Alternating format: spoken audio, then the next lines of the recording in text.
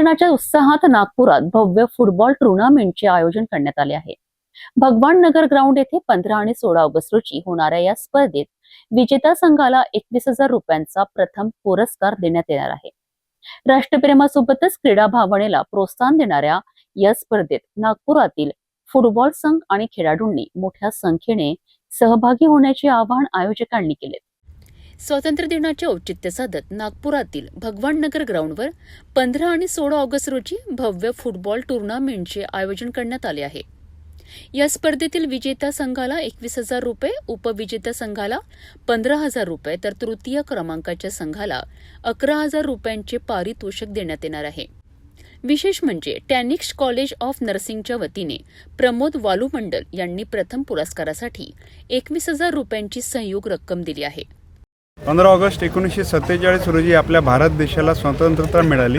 तेव्हापासून दरवर्षी आपण उत्साहानं आपला स्वतंत्रता दिन साजरा करतो। पण आजच्या पिढीला हे समजणं आवश्यक आहे की ही जी स्वतंत्रता मिळाली त्याला आपल्या देशवासियांना किती मोल द्यावा लागला आणि ती स्वतंत्रता टिकवण्यासाठी फक्त आजची जी अवस्था आहे त्या गोष्टीवर भर न देता आपला देश कसा उत्तरोत्तर प्रगती करेल आणि या पिढीला हे समजणं आवश्यक आहे की देशाची प्रगती कशात आहे आणि त्यांनी मेहनत करून कोणत्याही पोस्ट अचीव करणे, कोणत्याही पक्षाच्या किंवा कोणत्याही एका व्यक्तीच्या धोरणांना फॉलो न करता आपल्या देशाची प्रगती कशी होईल आणि स्वतःची समाजाची प्रगती कशी होईल, कोणताही जातीभेद पंथभेद न ठेवता आपल्या देशाची प्रगती आणि देश हा सर्वतोपरी ही भावना मनात ठेवणं अत्यंत आवश्यक आहे आणि त्या हिशोबानंच या युवा पिढीने तत्परतेने कार्य करावे आणि आजचे जे मॅचेस आयोजित केल्यात आलेले आहे स्पोर्ट्समनशिप असणे अत्यंत आवश्यक आहे आणि खेळाने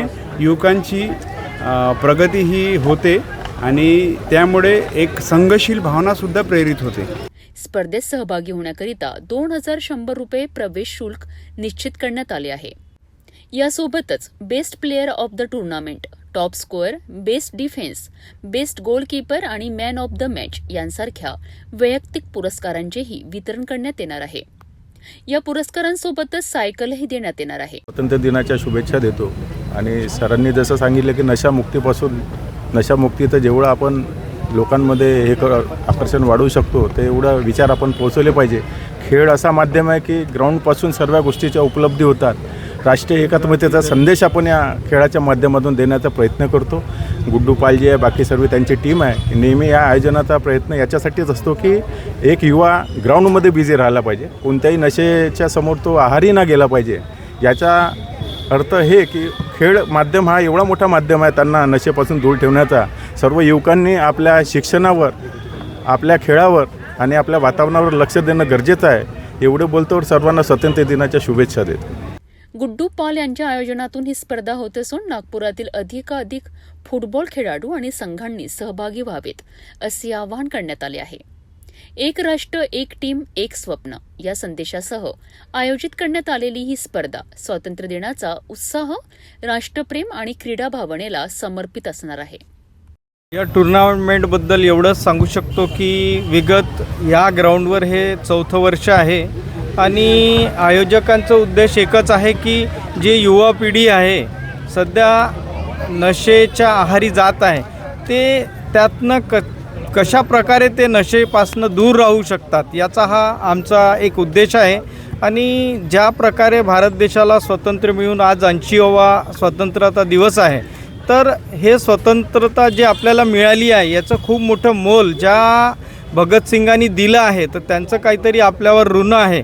कारण हे आपण तेव्हाच टिकवू शकू जर आपली ही यंग पिढी हे नशेच्या आहारी न जाता हे जर चांगलं देशसेवेचं काम करेल, स्वतःसाठी चांगलं करेल, समाजासाठी चांगलं करेल आणि स्वतःच्या परिवारासाठी चांगलं करेल, तर हा देश नक्कीच चांगला एक महाशक्ती बनल्याशिवाय राहणार नाही।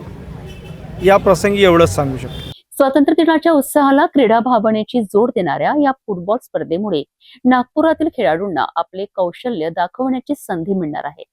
आकर्षक पारितोषिकांसह आयोजित या स्पर्धेला फुटबॉल प्रेमींचा उत्स्फूर्त प्रतिसाद मिळण्याची अपेक्षा आहे।